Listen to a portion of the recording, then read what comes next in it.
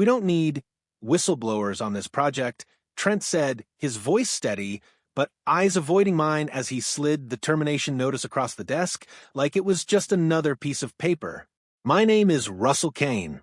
I'm 46 years old, and until about 5 minutes ago, I was the lead foreman on the biggest commercial build drift line construction has running in Spokane.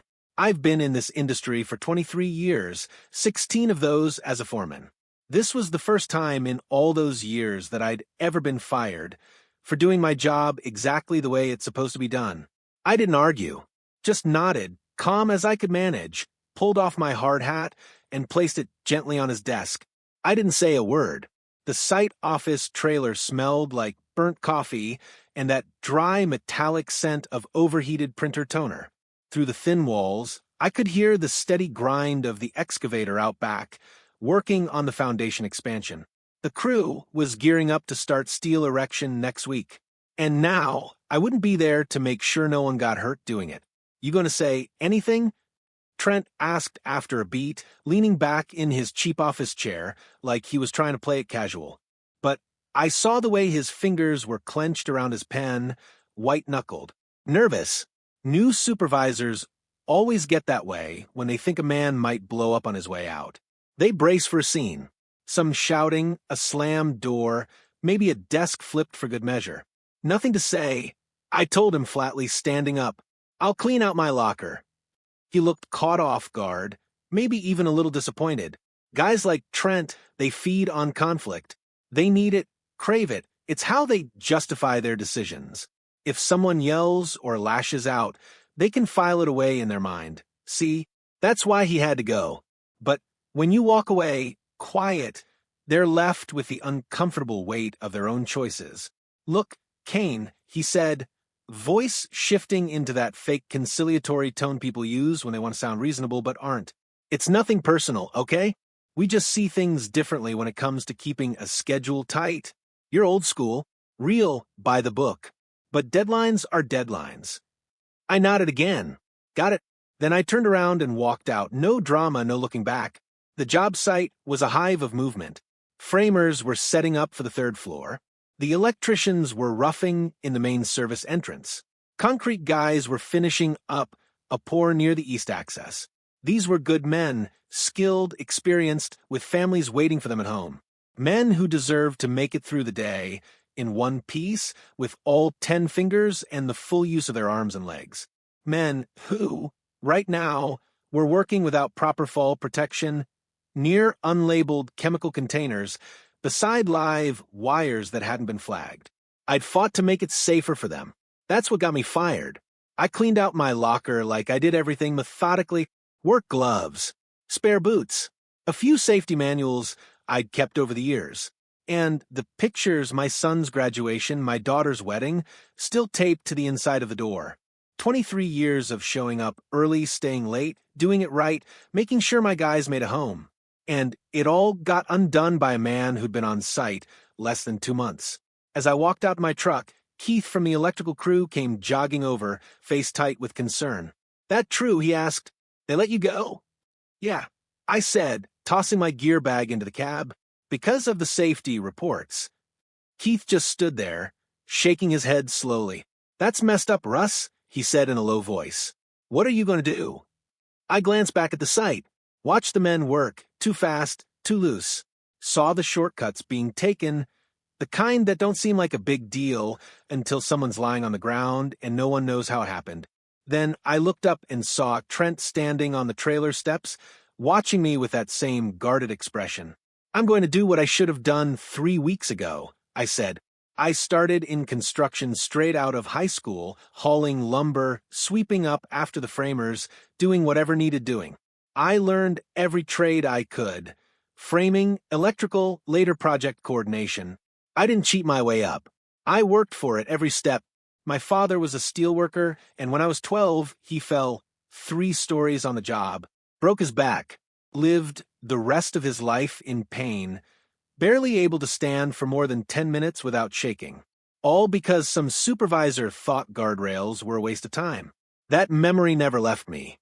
So when I made foreman, I had one rule that stood above all others. Everyone goes home. That was the promise I made to my crews, to myself, and to the job.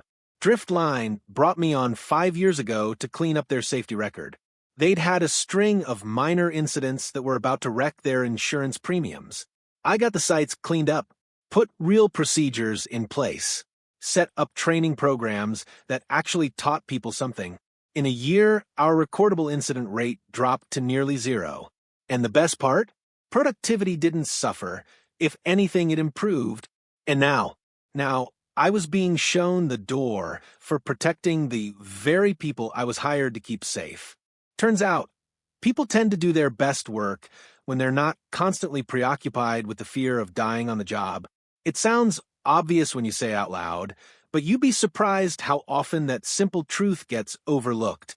Things were running smoothly for a while, then the Lewis Creek project landed on our desks. A $15 million job with a tight deadline and a lot of visibility.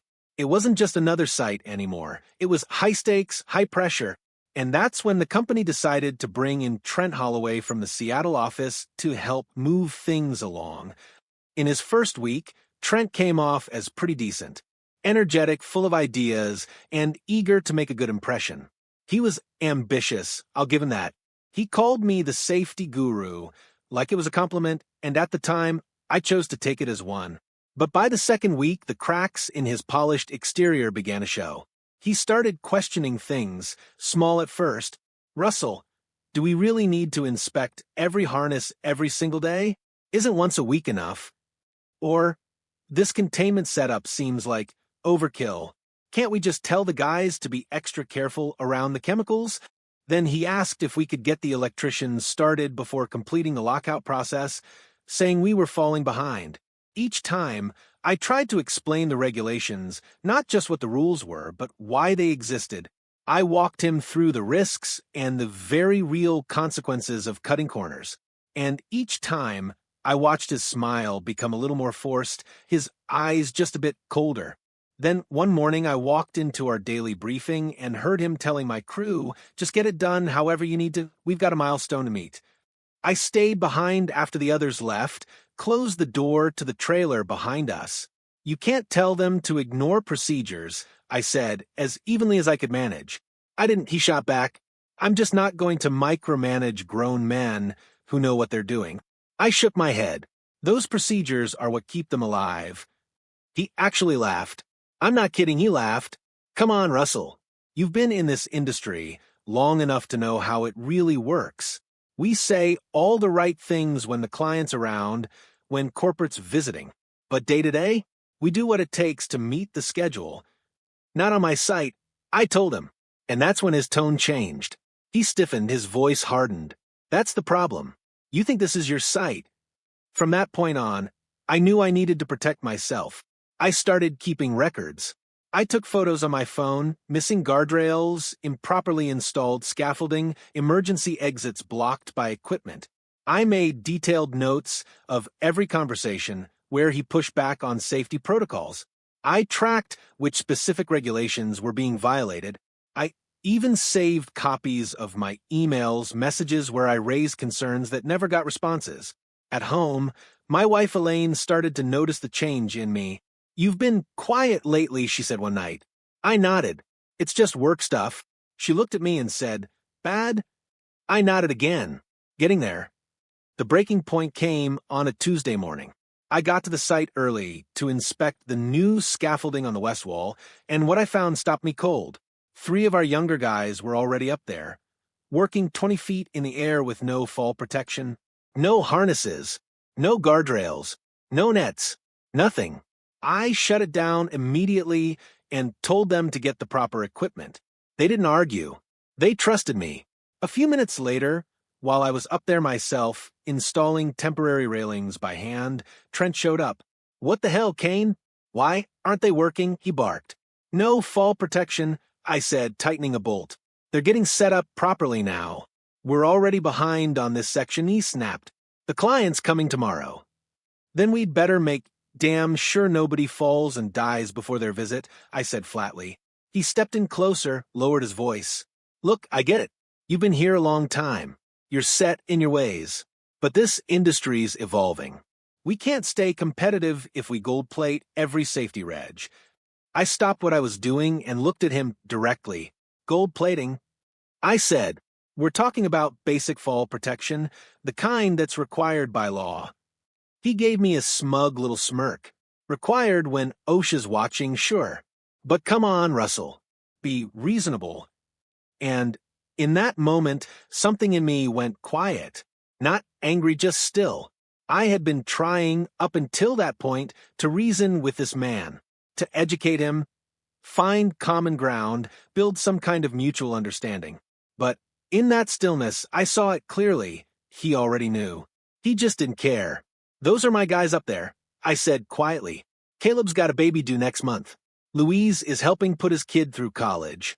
They trust me to make sure they get home to their families at the end of the day. They're grown men, Trent said, brushing it off. Their safety is their responsibility. I stared at him, really looked at him maybe for the first time, and I realized something important. That's not how this works. That's not how any of this works. He let out a sigh. Look, but I'd already heard enough. Just sign off on the inspection so we can keep moving, he said impatiently. I'll take responsibility if anything happens. No, you won't, I replied, my voice flat and unwavering. You'll blame them. Or me. Or whoever else happens to be convenient when it all goes wrong. I watched his face shift, his expression darkening, hardening into something almost unrecognizable. Something angry and dangerous. Are you refusing a direct order? He asked, his tone sharp now. I'm refusing to lie on a safety inspection, I said plainly. So yes. If that's what you're asking, then yes. He stared at me for a long moment before speaking again. Then we've got a problem. I nodded slowly, deliberately. Yes, we do. Later that same afternoon, I sat down and wrote a formal report addressed to our corporate safety officer. In it, I documented everything I had seen over the past month, every violation, every ignored warning, every shortcut taken in the name of speed or cost savings. I attached photos. I included dates, notes from conversations, even quotes when I could remember them word for word. I didn't leave anything out. By the end of the day, I had received no reply, no acknowledgement, not even an automated email. The next morning, I was summoned to Trent's office. They fired me. No explanation worth noting. Just a few cold words and a termination letter. As I drove home, something unexpected happened. I wasn't angry. I wasn't panicked. In fact, a strange kind of calm settled over me, one I hadn't felt in weeks, maybe months. The constant internal conflict, the exhausting back and forth of trying to uphold my values while still functioning in a system that had clearly lost its way, all of that disappeared. And for the first time in a long time, I knew exactly what I needed to do. When I pulled into my driveway, I sat in the car for a while, just looking at the house Elaine and I had built with our own hands. The place where we had raised our children, a home built not just of bricks and wood, but of honesty, effort, and integrity. Then I picked up my phone. It was a call I should have made weeks ago. Occupational Safety and Health Administration. This is Daniel speaking. My name is Russell Kane. I said, I need to report multiple willful safety violations at a construction site. I can help you with that, sir, he replied professionally. Can you tell me the nature of the violations? I've got photos, documentation, specific dates, names, everything you need, I said. There was a brief pause. I could hear typing in the background. Are you currently employed at this site, Mr. Kane? No, I said. I was terminated this morning for refusing to falsify a safety inspection. I see, Daniel said, his voice shifting slightly, more alert now. In that case, I'm going to transfer you to our Whistleblower Protection Division. They'll want to hear everything right away. The next morning, I met with the OSHA investigator, a woman named Paula Henderson, at a small coffee shop downtown. She came prepared, crisp professional suit, voice recorder already placed between us on the table, her notepad open, and already half filled with notes before I had even taken my seat. Let's start from the beginning, she said after we exchanged greetings. Walk me through the timeline. So I did. I told her everything, the slow, quiet dismantling of safety protocols that started after Trent took over, the corners cut, the warnings ignored. I described the violations I had documented, the reports I had submitted internally, the total lack of response.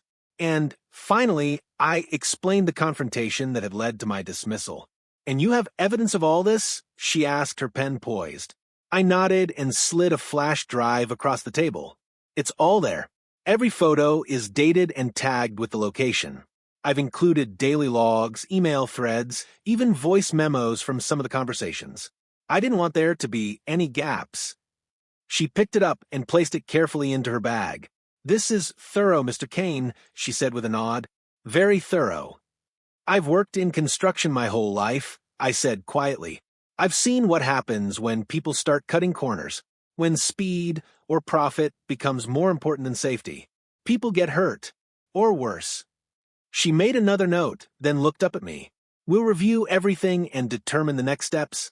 For what it's worth, whistleblower protections are in place. Legally, your former employer can't retaliate against you."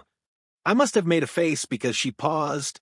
"But they already did," I said. "They fired me before I ever filed this report."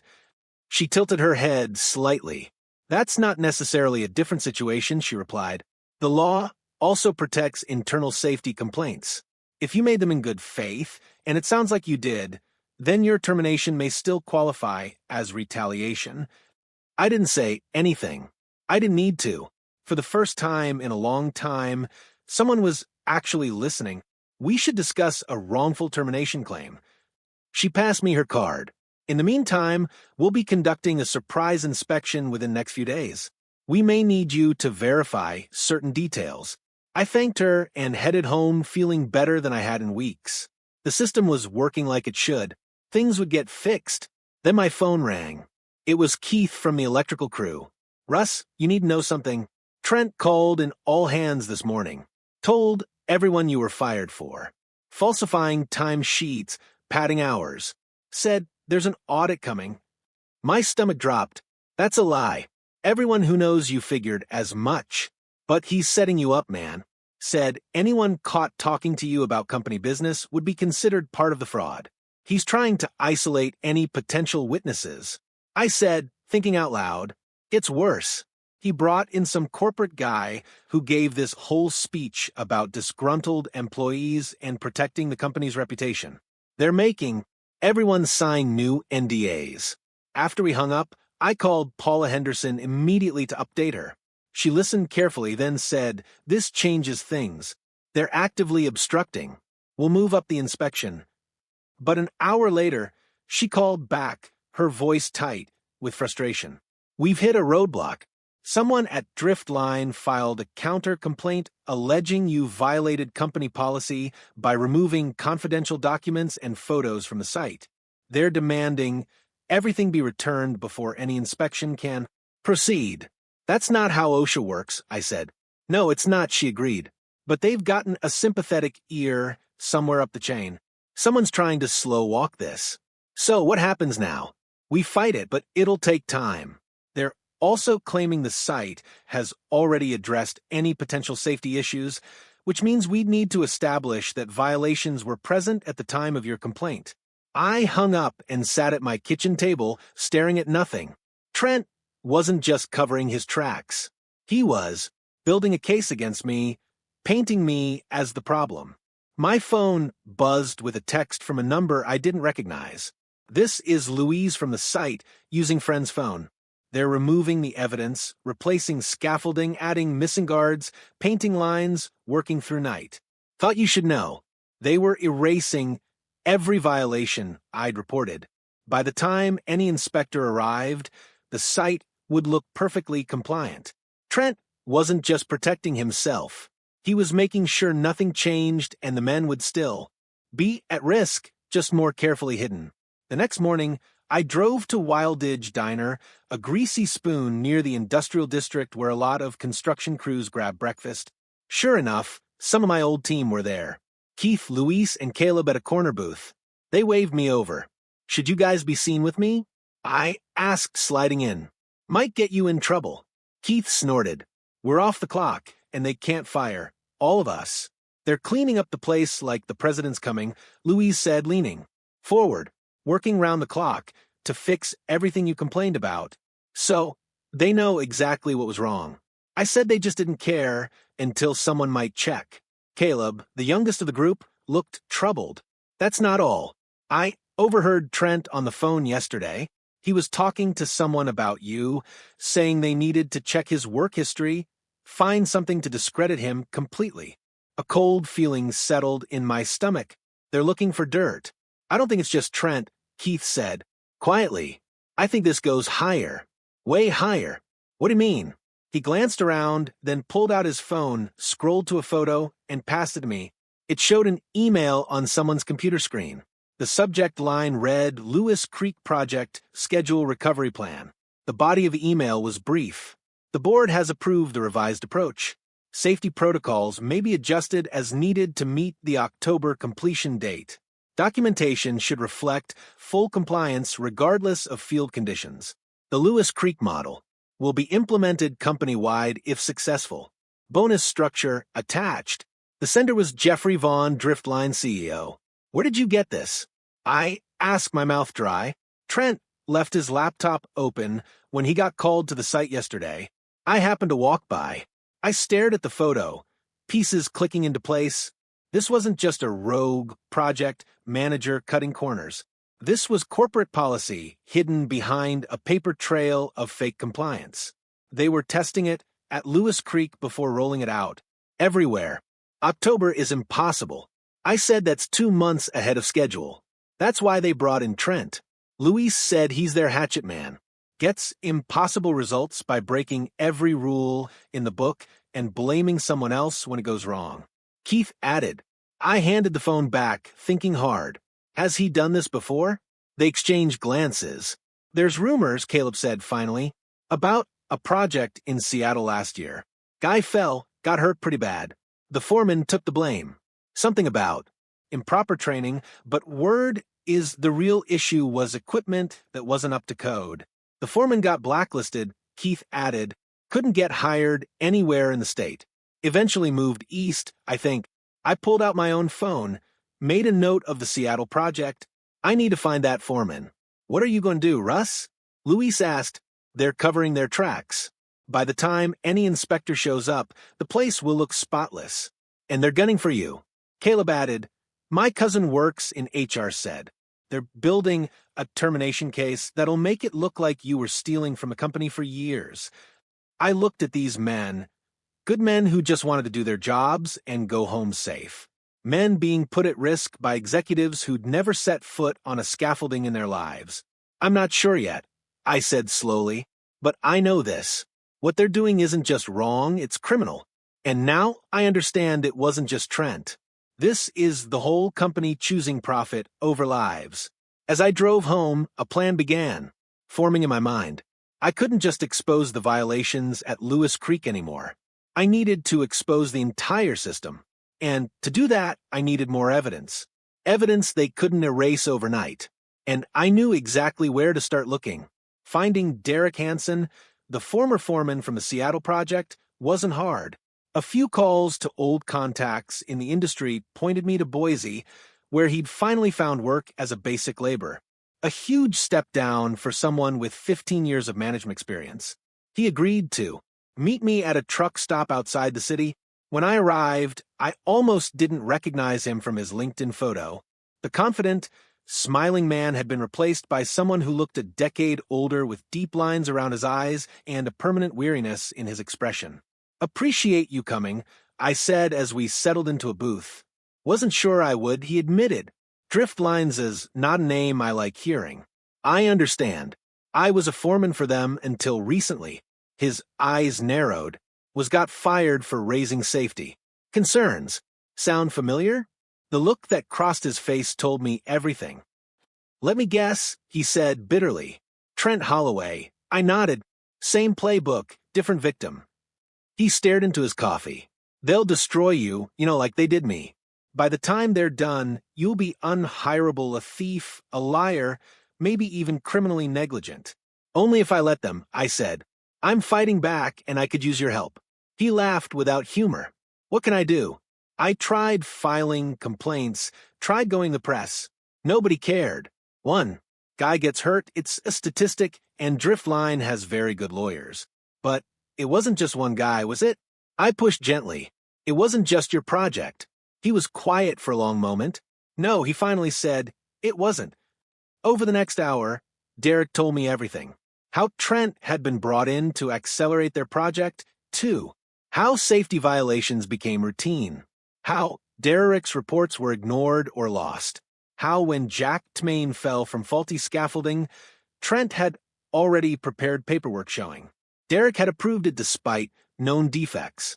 I never signed that inspection, Derek insisted. They forged my signature. But by the time I could prove it, I was already fired, already blamed. Jack's family sued me personally, not the company. Did you keep records? I asked. POS, emails, anything. Some. He hesitated. After everything fell apart, I was so focused on surviving that I just walked away. But I kept a backup of everything, never did anything with it. Would you be willing to share it with me? Combine it with what I've got. He studied me. To what end? OSHA's a joke. They're underfunded and outgunned. The press doesn't care until someone dies. And Driftline has friends in high places. I'm not going to any of those places, I said. I'm thinking bigger. If this is happening at multiple sites with the same playbook, the same people involved. Understanding dawned in his eyes. You're talking about a pattern, a corporate conspiracy. I nodded. Federal workplace safety violations are criminal offenses if they're willful and repeated. With enough evidence, this goes beyond fines. People go to jail. The FBI Department of Labor has its own investigation division, and they work with the Justice Department on criminal cases. For the first time, I saw a spark of hope in his face. You really think you can make it stick? Not alone, I said. I need your evidence, and I need you to go on record. He was quiet for a long moment. They took everything from me. He finally said, my career, my reputation, my retirement. Jack nearly lost his life. His jaw tightened. What do you need me to do? For the next week, I worked around the clock. I combined my documentation with Derek's, creating a comprehensive case file showing the pattern across multiple projects. I reached out to other former Driftline employees through industry forums and social media groups. Found 3 more foremen with similar stories from other states. Meanwhile, I kept getting updates from my old crew about the Lewis Creek site. The hasty safety improvements were for show only. As soon as Trent thought the heat was off, corners started getting cut again. Men were still at risk. On Friday morning, 10 days after I was fired, I walked into the Department of Labor office in Spokane with a thumb drive, a stack of printed documentation, and Derek Hansen at my side. By afternoon, the wheels were in motion. Monday morning, 7:15 a.m. I parked across from the Lewis Creek site and waited. The timing had to be perfect. At 7:30, crews were gathered for the daily briefing. Trent stood on a makeshift platform, clipboard in hand, looking confident, probably telling them to push harder, move faster. At 7:42, exactly as planned, 3 black SUVs pulled up to the site entrance. 8 people in windbreakers emblazoned with DOI on the back. Department of Labor, Office of Inspector General. The federal investigators who handle criminal workplace safety violations. 2 local police cruisers arrived seconds later. I watched through binoculars as they approached the security gate, showed credentials, and moved in. 1 team headed straight for the site office. Another spread out across the site, cameras and tablets in hand. Trent saw them coming and froze mid-sentence. Even from a distance, I could see the blood drain from his face. He recovered quickly, plastered on a smile, and stepped forward to intercept them. The lead investigator, a woman I'd spoken with several times over the past week, didn't even slow down. She handed him a document, the federal inspection warrant, and walked right past him toward the office. 2 investigators peeled off and approached the workers who had stopped to watch the commotion. They started taking statements right there on the spot, documenting everything before anyone could be coached or threatened. Through my binoculars, I saw Keith point to the northwest scaffolding, where I knew the guardrails were still missing despite being marked as complete in the safety logs. Another investigator was taking photos of the electrical panel I documented as improperly grounded. The site was shut down within 30 minutes. At 9:17, Trent was escorted to one of the SUVs, his face ashen. Not under arrest? Not yet, but taken for formal questioning. 2 hours later, investigators led Jeffrey Vaughn himself through the site, pointing out each violation, each falsified record, each piece of evidence that matched exactly what I'd provided. I didn't need to stick around for what came next. The system was finally working the way it should. 3 months later, I sat in a conference room at Zentran Global reviewing safety protocols for their new mixed-use development downtown. As their newly hired safety director, I had authority to approve or reject any construction practice across all their projects nationwide. My phone buzzed with a news alert. I allowed myself a small smile as I read the headline. Construction executives indicted on federal charges for willful safety violations. The article detailed how Driftline Construction CEO, COO, and 3 project managers, including Trent Holloway, faced criminal charges for conspiracy to violate workplace safety laws, falsification of records, and obstruction of justice. If convicted, they were looking at substantial fines and up to 5 years in federal prison. The company itself had been barred from bidding on government contracts for 10 years. Derek Hansen had been fully exonerated. The settlement from his wrongful termination lawsuit would fund his retirement. More importantly, he'd gotten his reputation back. My phone rang. Luis, now working as a foreman under me at Zentran. "You see the news?" He asked without preamble. "Just now, they're saying the Lewis Creek building might get condemned. Too many. Structural issues from rushed work." There was satisfaction in his voice. "Karma is a beautiful thing. So, is doing the job right the first time," I said. After we hung up, I walked to the window overlooking my new project site. Workers in proper safety gear moved with confidence across a well-organized site. Every guardrail in place, every harness inspected, every worker properly trained. No one would fall on my watch. No corners would be cut. No one would choose profits over lives. I didn't need to see Trent in handcuffs to know I'd won. The proof was right in front of me.